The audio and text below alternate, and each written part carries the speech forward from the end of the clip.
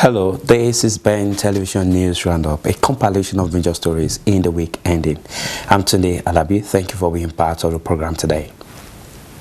Labour leader Jeremy Corbyn has said Labour is an anti-racist party that has no place for anti-Semitism. The Labour leader was pressed by the Prime Minister David Cameron, who accused him of encouraging anti-Semitism in the party. Press him on this point, because he did say this.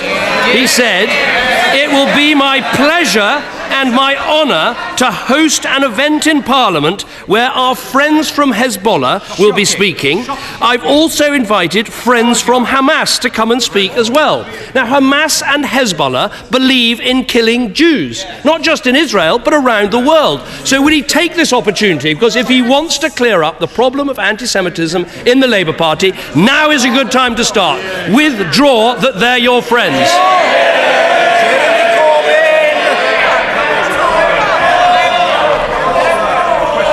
Mr. Speaker, I've made it very clear Labour is an anti-racist party and there is no place for anti-Semitism within it. We've suspended any members that have undertaken any anti-Semitic activities or work or statements and have established an inquiry led by Shami Chakrabarti. The points he was making earlier relate to a discussion I was hosting in order to try to promote a peace process, and it was not an approval of those organisations. I absolutely do not approve of those organisations. Mr. Speaker, the reality is that vulnerable people are being abandoned in this country. The Prime Minister has said that social care and support for the elderly is a priority for him. So if that's the case, why has he cut $4.5 billion since 2010 from the adult social care budget, leaving 300,000 older people without care and support they need to live in dignity? First of all, we're putting more money into social care, and we're allowing councils to raise the council tax to put that money in. But I'm afraid he's going to have to do this one more time. He referred to Hamas and Hezbollah as his friends. Now, he needs to withdraw that remark. Let me give him another chance. Are they your friends or are they not? Because those organisations, in their constitutions, believe in persecuting and killing Jews. They are anti-Semitic organisations. They're racist organisations. He must stand up and say they are not his friends. Mr. Speaker, obviously, anyone that commits racist acts or is anti-Semitic is not a friend of mine. It's very clear about that. I'm very clear about that. I would also invite him to think for a moment about the conduct of his party and his candidate in the London mayoral election. The way in which they're systematically smearing my friend, the member for Tooting, who's our candidate for mayor. I wish him well, and I invite the Prime Minister to undertake to ensure that the Conservative Party in London desists from the activities it's undertaking at the present time in smearing my friend. Last week, Mr. Speaker, the Joseph Rowntree Foundation's destitution report found that 1.25 million people in Britain were unable to afford the essentials needed to eat, stay warm, clean and dry. The number of people using food banks has risen again last year. The Prime Minister usually lectures us about a stronger economy. When will that stronger economy mean that fewer people need to use food banks? What the stronger economy means is there are over 2 million more people in work than when I became Prime Minister. That you can earn £11,000 before you pay tax, as I'm Prime Minister, and we've now introduced a national living wage, something never done in 13 years of a Labour government. But I completely reject what he says about Labour's candidate for the London mayoralty. I would make this argument, as I said before at this dispatch box, we are not responsible for everything someone says when they share a platform with us. We can't control everyone who appears in a picture, but there is a pattern of behaviour with the honourable member for Tooting. And let me tell him, He shared a platform with Sajil Shahid, the man who trained the ringleader of the 7/7 attacks and accused the United States of bringing 9/11 on themselves. He shared a platform with an extremist who called for Jews to be drowned in the ocean. When this was put to the honourable member for Tooting, this is what he said. He described it as mere flowery language. Now, if he wants to know why he has a problem with anti-Semitism, it's because his candidates share platform after platform after platform with extremists and anti-Semites and then excuse their words. One more time, say you withdraw the remark about Hamas and Hezbollah being your friends.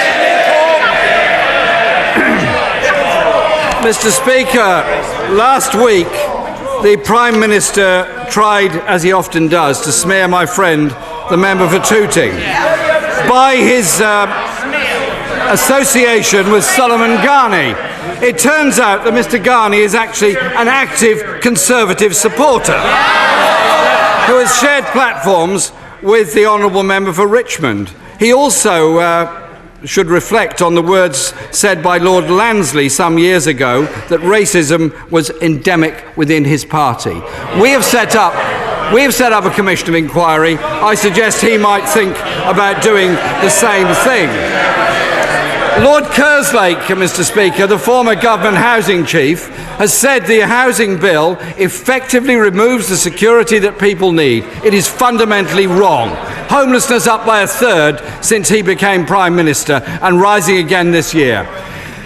A voter, Malcolm, wrote to me this week and said he and his family will lose their home if the government's housing bill goes through.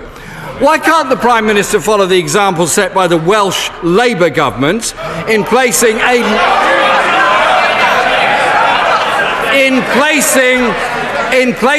legal duty, a legal responsibility on councils to help people during a housing crisis? Why can't he do that?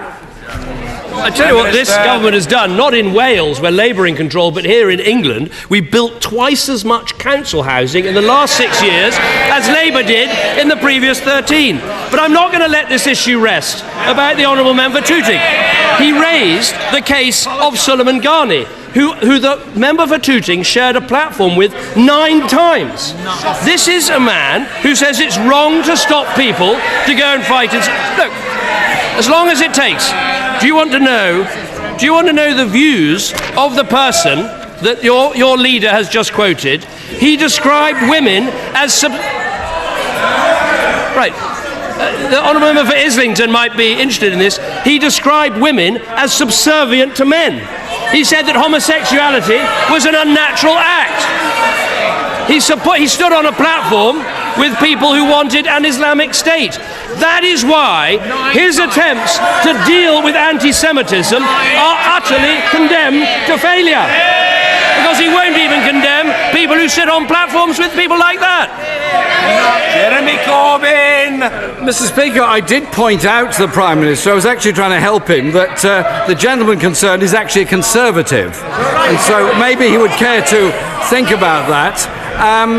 He might also consider that Shazia Arwan, a former Conservative parliamentary candidate, said this of the Tory mayoral campaign: "I'll be voting Labour. A lifelong Tory voter and ex-candidate, I'm ashamed of the repulsive campaign of hate." Also, Prime Minister David Cameron says Britain faces the biggest question over its membership of the EU. The Prime Minister, who was speaking in Peterborough, said that the question over Britain's membership of the EU is far greater than that of the general elections. Mr. Cameron said that the EU referendum in June is a choice of a lifetime that must be decided in favour of staying in the European Union. Let me just tell you the 3 things that I think are crucial in this debate. First is I believe Britain will be stronger if we stay inside the European Union. If you think of the things we need to get done in the world, whether it is standing up to Vladimir Putin, whether it's fighting terrorism, whether it's making sure Iran can't get a nuclear weapon, we're not weaker inside the European Union, we're stronger. Working with our allies, there's strength in numbers to get things done. So I believe the bigger Britain choice, the patriotic choice, the way to get things done in the world choice to enhance the power of this great country will be stronger inside the European Union. Second thing is, I think we'll be safer. There's no doubt in my mind about the scale of the terrorist threat that we face today. We saw those terrible attacks in Brussels, in Paris. We've had attacks before in London. And I know from being your Prime Minister from the last 6 years that of course our safety depends on the work of our police force. It depends on our intelligence and security services. It depends on our relationship with the United States of America and other close allies, but it also depends on our relationship with other European Union countries. We now exchange information about criminals, about terrorists, about passengers on aeroplanes, vital information that helps to keep our country safe. And if we were to leave, we'd have to work out how to get back into all those things that we just left. So we are safer inside the European Union. But the third argument, I think, is the most important and the most crucial, which is that we are better off as an economy, better off for jobs, better off for investment if we stay inside a reformed European Union. Why? Well, because the European Union and Britain together is a market of 500 million people. It's the biggest single market anywhere on our planet. And we are in it, we have a say over it, and we can trade freely into it. As I said, I understand that 50% of what you make here goes into the European Union. 3 million jobs in our country depend on trade with the European Union. Now, I'm not saying that if we left the European Union, all of those 3 million jobs would go, but the people who want us to leave can't tell us what our trading relationship would be with the biggest market that we're now part of. One minute they say we're going to be like Norway and have full access to the market, but then you discover if you have that position, you still get the free movement of people and you still pay into the European budget, so there's no point in that relationship. Then they say, let's have a trade relationship like Canada. Well, that's a good deal for Canada, but they are thousands of miles away from the European continent. We're just 20 miles away. And that trade deal doesn't cover services. It doesn't cover all of agriculture. It would even mean for some manufactured goods, like what you make here, there wouldn't be automatic access and tariff-free access to the European Union. That would be bad for our country. So they're now given up saying they want a trade deal like Canada, but they can't tell you what we'd get. And I say that is a risk too far.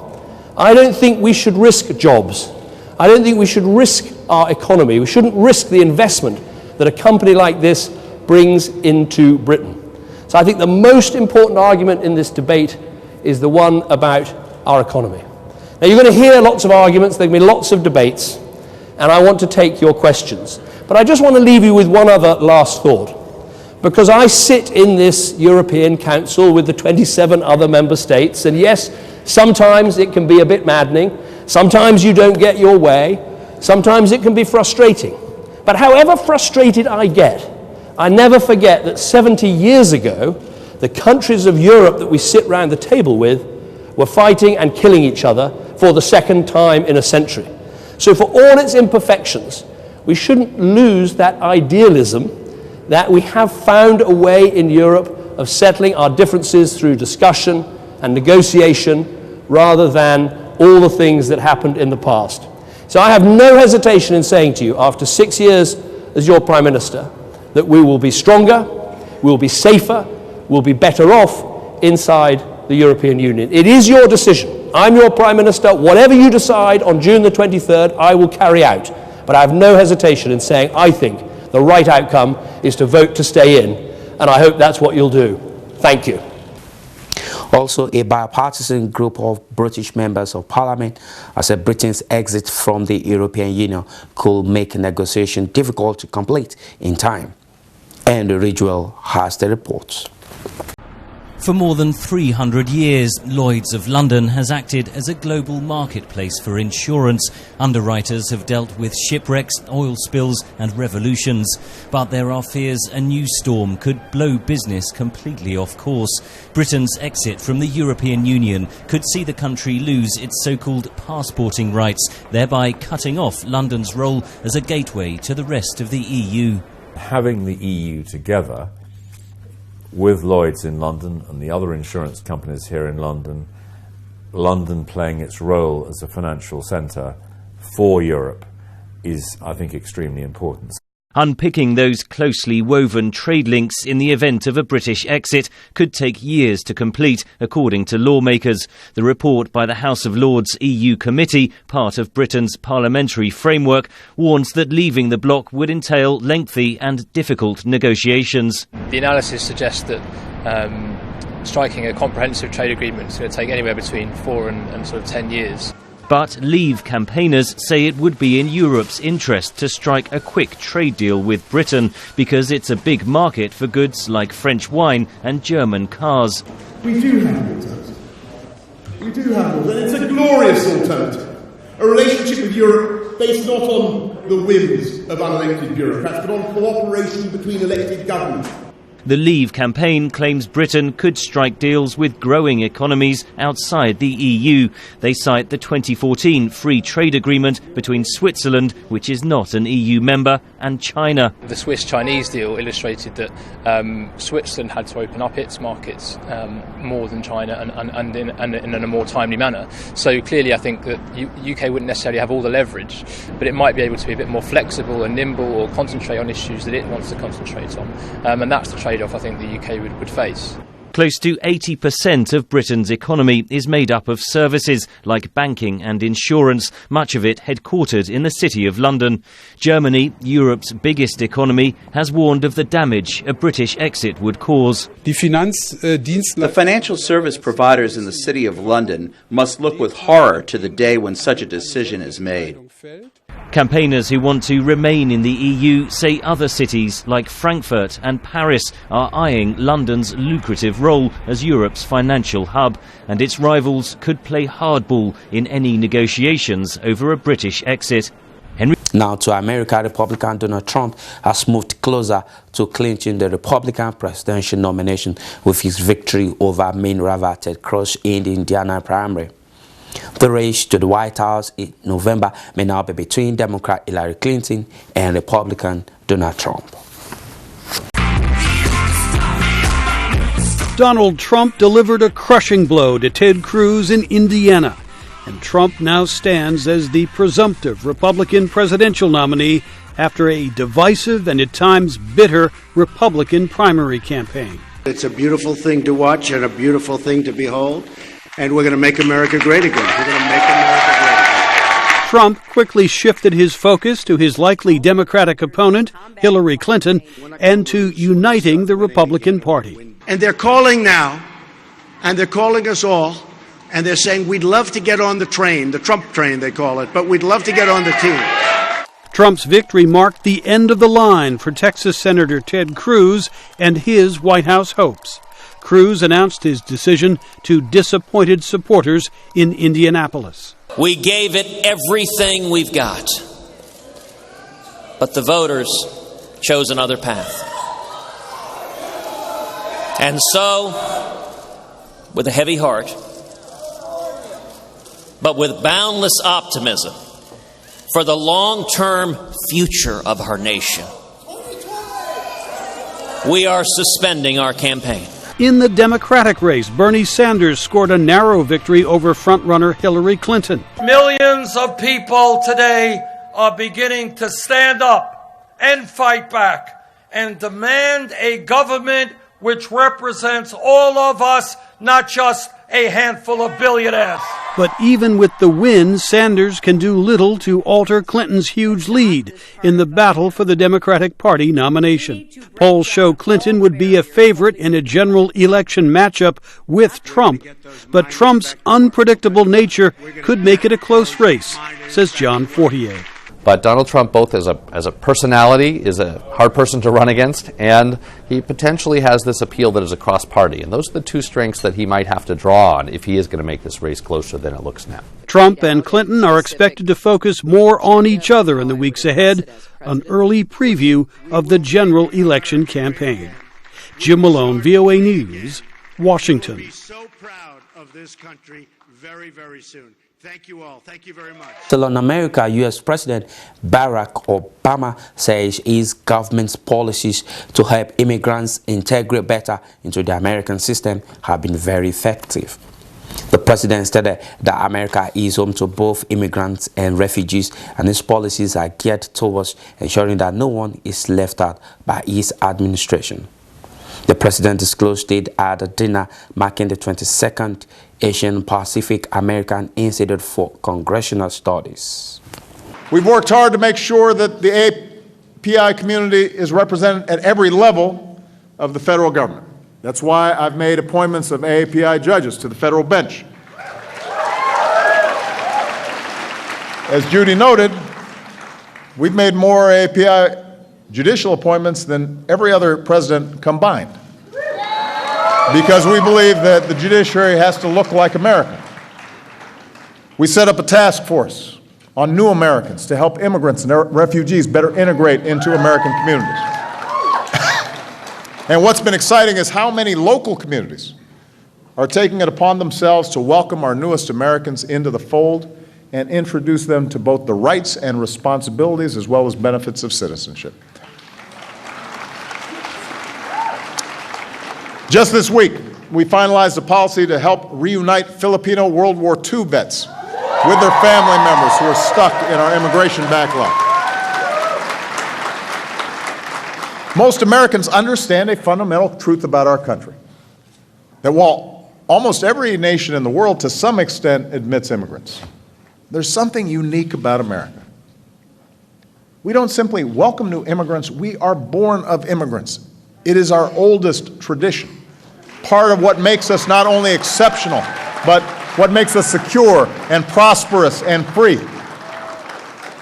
Which is why it's so difficult to understand why some folks are still standing in the way of comprehensive immigration reform. We need congressional action, but because we couldn't wait any longer, I took action within my legal authority to make our immigration system more fair and more just. And these actions have made this country stronger by welcoming people like Regina Ledesma. Where's Regina? There she is. So I want to tell Regina's story because it's an example of what's at stake here. Regina came to the United States from the Philippines when she was 5 years old. But when her father, who was an engineer, fell ill, he had to give up his job, which meant he could no longer secure documentation for his family. So Regina's mom supported the family by working at a hair salon. Regina grew up as American as anybody else. She didn't know until she was in middle school that she was undocumented. And she didn't understand until then that she'd be perpetually in danger of being deported from the only country she had ever called home. As a junior in high school, Regina requested relief under the Deferred Action for Childhood Arrivals, or DACA policy that we put in place. And today, she's a sophomore studying economics at the University of Maryland. Her future is bright, and America's better off because she is here. That's the story of immigrants in this country.